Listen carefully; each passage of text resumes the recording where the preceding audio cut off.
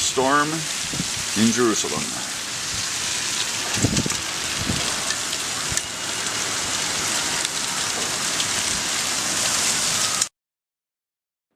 Hi, welcome to Biblical Explorations. Last time, moving at our breakneck speed, we covered an entire word of the Bible, Genesis 1:1.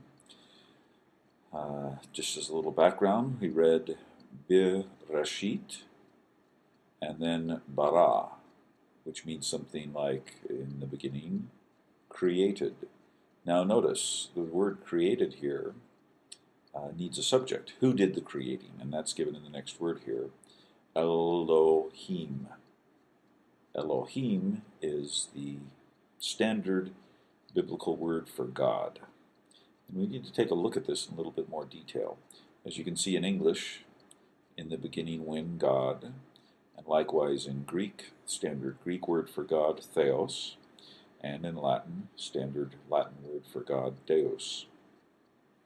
So in Hebrew here we have a special word, Elohim, which is generally translated as God in English translations. However, as is frequently the case with Biblical Hebrew and the Bible in general, there's a lot more to this than meets the eye. So we want to take a look for a few minutes at some of the background and conceptualizations of this idea so we can get a better grasp of what the Bible is talking about. So let's take a look then at the Hebrew word Elohim. This is the lamed is a L sound, O, ha, and then a long E sound, and then a final M or mem. So Elohim. It's the standard word for God in the Hebrew Bible, but as I said, there's a little bit more to it than that. First of all, we need to look at a more general term in Semitic languages for God, and that is the term El. Here again is the aleph with the vowel attached to it, El. Now the plural form of this is Elim. This is a long E sound with this vowel mark and the yod and then the final mem. So in terms of the way Hebrew is constructed, for standard male plurals, you have El, and then adding the ending im creates the plural. So El becomes Elim. Now El in Semitic languages is basically the name for God in general. However, it also refers to the Canaanite supreme deity who was the father of all the 70 Canaanite gods. So El is a word that you find in Mesopotamian Semitic languages, Syrian Semitic languages, Canaanite, as well as Hebrew. And adding the im makes it plural. This is, we're going to find in just a moment, is also the case with the term Elohim. Let's take a look at how El is used in one particular case in the Bible. In Genesis 14:18, it says that Melchizedek, the king of Salem, was Kohen le-El Elyon, which means priest. Kohen here is priest, to El, God, and then Elyon means the exalted one, the high one, the elevated one, something like this. So it's translated generally as priest of God Most High. But notice God here is El, standard Semitic, standard Canaanite term for God, and also one that appears quite frequently in Hebrew as a term for God. Here's another example of this. In Joshua 22:20, it says that El, Elohim, so El, Elohim, Yahweh, God of gods, is Yahweh. Yahweh is another very important personal name of God, which we'll discuss at another time. So the El of the Elohim, the God of gods. The Lord is God of gods.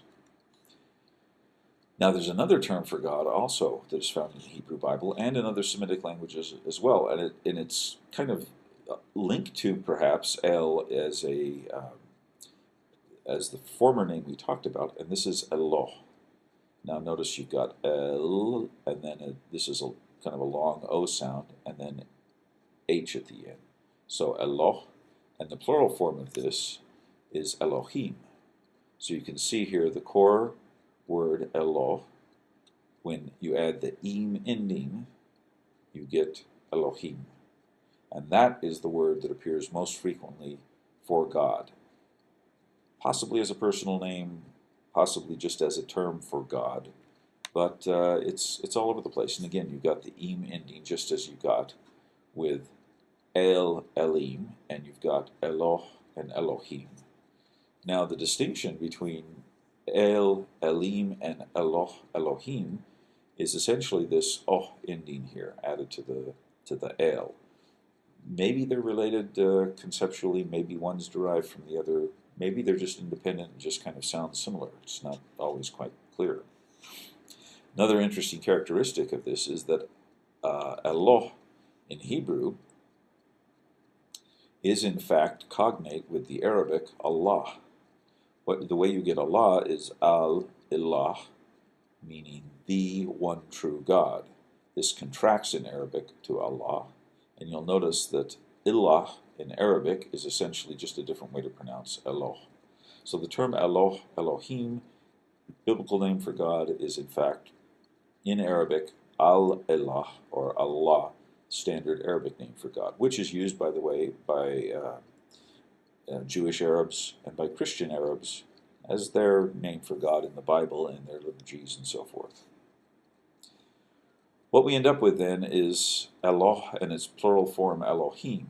But what's interesting is that Elohim is in fact the standard name for God, and it's widely used, but it's in its plural form, not in its singular form.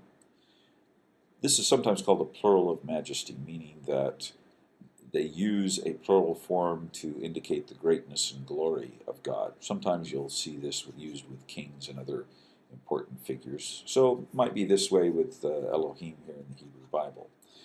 Now, when Elohim is used with a singular verb, it means God. When it's used in the singular, it is translated as God with a capital G, meaning the God, the one true God. On the other hand, when it's used with plural verbs or plural adjectives and so forth, it's translated as gods in the plural form. You can't tell from the word itself whether it is plural or singular. The way you identify whether it is the God or gods is by what type of adjective or verb or other grammatical forms are associated with it. Let's give an example of this from Exodus 23. This is, of course, the Ten Commandments. Lo Yahi Lecha, you do not have to you Elohim, notice the gray is Eloh with the im plural ending, Acharim, other, and then al panei, before my face, literally. So, Elohim Acharim means other gods, other foreign gods, other pagan gods, other polytheistic gods. And yet the name here, Elohim, is also the name for God in singular in Hebrew. So Elohim Acharim, other foreign gods. This is one of the Ten Commandments. Thou shalt have no other gods before me. So hopefully this discussion has helped us understand that the concept of Elohim here.